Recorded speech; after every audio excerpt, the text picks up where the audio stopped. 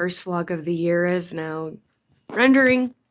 You guys will notice that I've kind of changed up the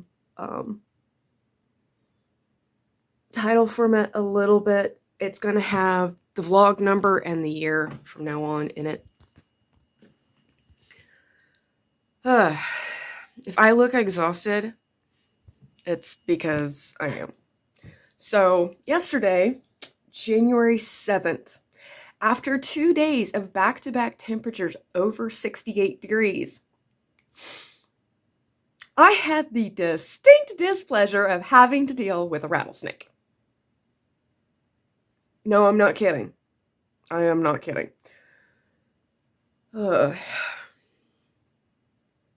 my voice is not happy because I was yelling insults at this thing while I was shooting it with our .22 pistol. And my voice kind of gave out last night during game. Maggie could hear me yelling at it and was giving me this look of, I don't even say those kind of insults about the coyote's parentage, Mom. Dang. But yeah, this thing was a fairly good sized rattlesnake too. It, because normally we just, so that we're not using ammunition unnecessarily, we'll just grab it with the snake stick, chop the head off with the machete, throw the head in the burn barrel, and then if it's a big enough snake, we will actually see if we can't eat it. Not this time. Went to grab it with the snake stick, and he was a strong enough rattlesnake, despite being hungry, that it almost yanked the stick out of my hands. Alright, fine. Threw him against the fence, away from the house, went and got the .22 pistol, and once I got it, the sights figured out, because this was my first time shooting it, I may or may not have put 25 to 30 rounds of .22 through it. Mind you, I hit on the 5th shot after zeroing in, right behind the head. Lucky shot. But I know I hit it there because it did the, oh god, and the whole body quiver that snakes will do when you kill them. And I might have kept shooting it after I knew it was dead. Okay, let's be honest. I kept shooting it after it was dead. Went, put the pistol away, came back out, grabbed it, and snakes are a giant bundle of nerves. So this thing is still twitching and dying and bleeding out and all this. I go to pick it up to put it in the burn barrel, and I almost can't pick the damn thing up with the snake stick, because the snake stick doesn't have a great grip on it, because you use the snake stick when you're relocating a snake that you don't want to really hurt, but it's still a good thing to immobilize them so they can't do damage to themselves or to you. And I almost couldn't get the damn thing picked up. He was probably a good 30 pounds. And probably about 4 inches wide. Is that 4 inches? Hold on. Let me... Ruler. Yeah. Yeah. Let's see if you guys can't see the number there. He's about 4 inches wide. So, it's a decent sized snake. And that's not the kind of thing that I wanted to deal with in January. And we're supposed to have this next week over 60-degree temperatures every single day. So, in case you're wondering, yes. If you have back-to-back warm days over 66, I think it is, that will pull snakes out of their winter torpor, or stupor, or hibernation, whatever you want to call it. It will pull them out of that. And they will come out. And they will be hungry. Also, you guys will notice, this is Sunday I'm starting the vlog on. I noticed that I really hated having Sunday be the last day in the vlog. So for now, we're going to switch things up. And Sunday's actually going to be the first day of the vlog, because I always hated trying to get that filmed when I wanted to get the video up. So, adjustments have been made. Okay. That's enough for that. Monday check-in. I've got the mom glasses on. Please don't mind that. So here recently, I have been starting to make a lot of our own condiments here at the homestead. And by the way, it's Monday crew. But wanted to give you guys a little bit of a hint. Mayonnaise is not that hard, I promise. I use my immersion blender. I think I've talked to you guys about this before, but we're having burgers tonight, and I made some black pepper mayo. Now, the biggest thing I have found in getting everything to emulsify on first try is letting the egg warm up. And I think the second time I tried it, I had too much oil. So now I only do a cup of the oils that I use, which are light olive oil, and I combine that with avocado oil and sesame oil. So usually about half a cup of the light olive, a little under half a cup of the avocado, and a little bit of the sesame for the flavor. And I probably use about a teaspoon and a quarter of lemon juice, and then salt, onion powder, garlic powder. Less onion and garlic this time, but I've got mayo. This time, like I said, I'm making a black pepper mayo. A lot of the dishes that we have mayo with are like chicken salads and tuna salads and things like that. And I usually end up adding black pepper to those frequently.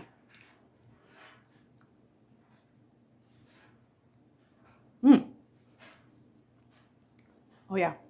I guess I just ate a thing of mayo. Homemade mayo at that. Oh yeah. We're going to clean the rim off of that, off the jar. And we are going to let that sit in the refrigerator and all of those flavors nice and meld and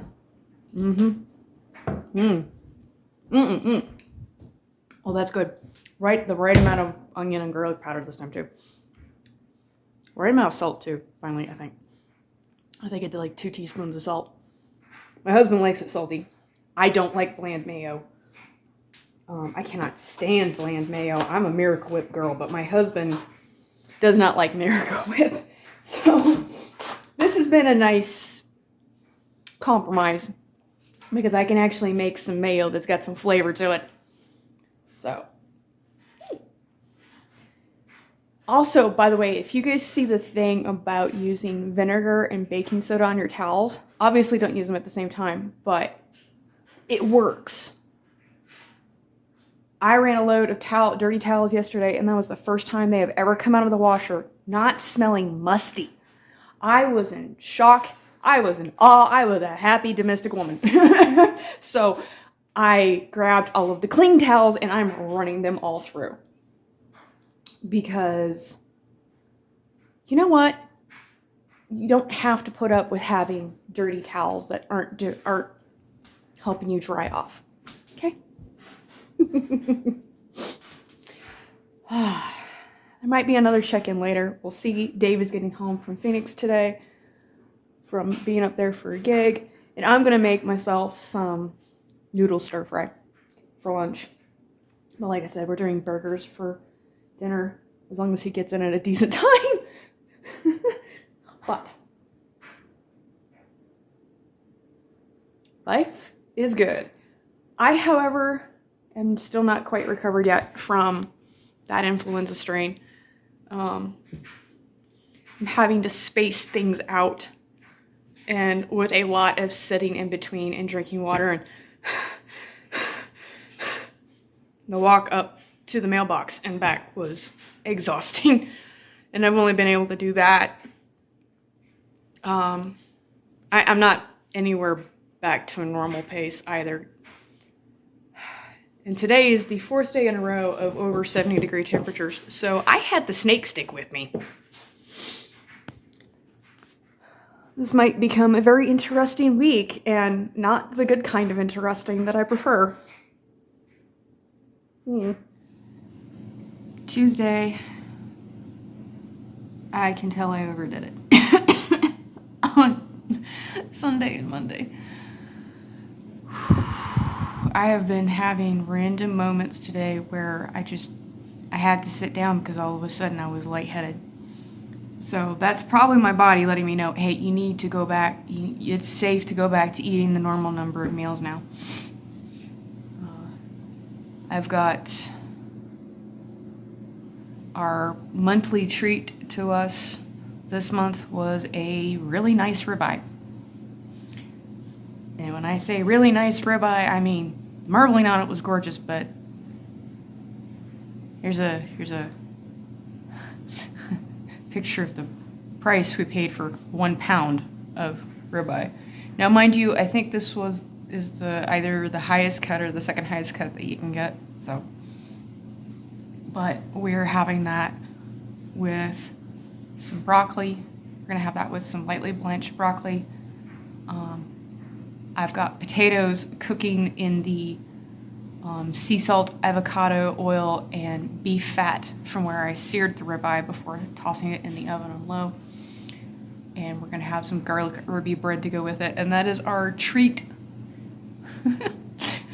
Dave wanted to start a thing with us not really being near a lot of restaurants where we have one nice dinner a month here at our table, and we weren't able to do it in October, November, or December. So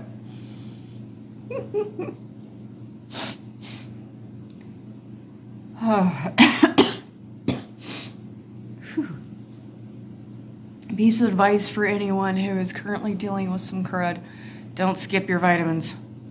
Choke those suckers down. I probably would have recovered a little bit faster if I had done that, but swallowing hurt. So there's your Tuesday check-in. Things are a little boring right now. Here's your LT check-in. And we'll catch you guys tomorrow. Saturday check-in. Hey guys. The kefir grains are doing a very good job. So this is the batch for today, and I'm going to let it, because after you take the kefir grains out, you can let them do keep fermenting, basically. I've had a lot of people comment to me privately that kefir is just too sour for them. And I'm like, really? But, you know, I'm a woman who will eat kimchi and pickles and you name it, and sauerkraut, and so it's just kind of like, sour? That's fine. This particular batch I'm going to let keep going till tomorrow, and I'm actually going to be straining it and making kefir cheese. And kefir can be used as a base for like 5 or 6 different cheeses. So I'm absolutely loving this. My guts are extremely happy with me, because now I've got a constant source of good bacteria in my guts, and I could not be happier. Today I opened one of my cans of cherries that I had made a couple of years ago and threw the cherries into the kefir and blended that up, and oh my god, that was so good. Kefir is better when it's got fruit in it. So, but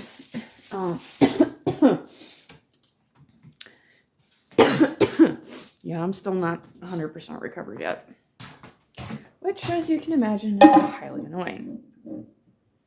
But it wasn't really a lot to check in on Wednesday, Thursday, or Friday. Those 3 days, unfortunately, my ovaries had decided to knock me on the ass. It's one of the realities of being female. Your ovaries decide to turn you into a little bitch from time to time. And I have one thing, though, to update you guys on in the library. I'm going to need to open the other milk. Yeah, you'll notice we upgraded to gallon jugs. This is because we are using these as micro greenhouses for this year's planting season. I'm not starting any seeds yet, but we're getting there. We've been seeing a lot of greenhouses for sale on Facebook Marketplace. But here's the thing, guys, you got to remember.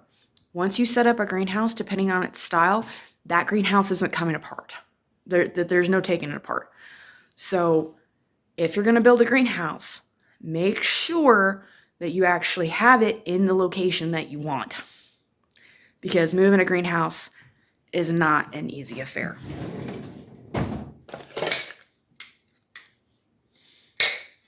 But I'm going to crack into my next gallon of milk to do a big jar of kefir. And yeah, that's just about it.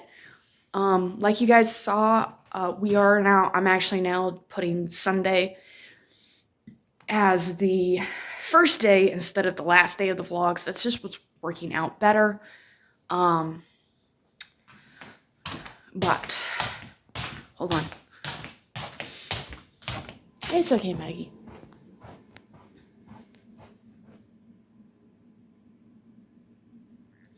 Dave wanted to give the cats some stuff. Izzy is too big for it. And you can see we've got a cat shelf right there because there are not very many studs in these walls. They're kind of sparse. So we're having to do some creative problem solving in order to make sure these are stable, because the drywall is not exactly strong. So we've got this in the library now, and this is my Christmas present from Dave. It is an oversized blanket hoodie. It is amazing. And as you can see, all of the animals love it. Alright, that's it for this vlog, guys. I hope you enjoyed. As always, thank you for sharing your time with me today. Hug your loved ones tight, and I will catch you guys in the next video. Right, Izzy? Right? And then we got an LT right there. We've got a Maggie saying bye. Say bye. You want to say bye? Yeah. So I don't know if I showed you guys in a prior vlog the homemade dog food, but I only gave her that like 45 seconds ago.